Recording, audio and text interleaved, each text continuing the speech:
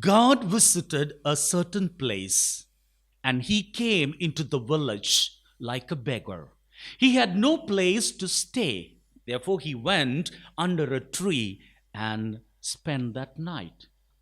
The following day, the news spread to the whole village.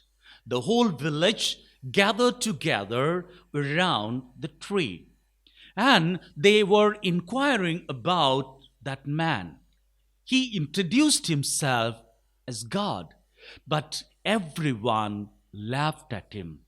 Then God said, "If you really want to believe me, ask me anything, I would do it for you." Then they drew him near a man who was blind. God had a wooden pole, and he took it, placed it on the blind man's eye, and the eyes were open. They were in amusement, but they were reluctant to believe him because he looks like a beggar. Therefore, they asked for one more chance and drew near another person who was deaf and dumb. God again took his wooden pole and then placed it on the man who was deaf and dumb, and he was cured. So the whole village gathered together and made a decision.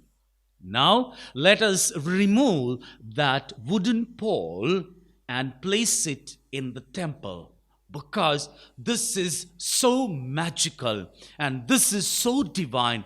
It should not be in a beggar's hand.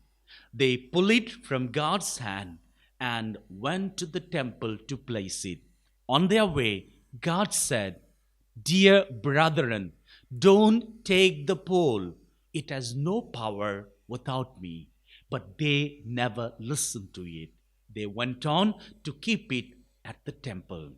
Dear brethren in Jesus Christ, so many times we are so concerned about the signs and symbols that we lose God in our life. We are so concerned about the other external things that we less concentrate on the divinity of God.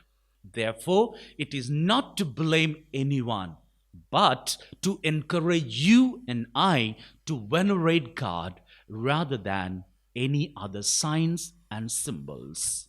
Amen.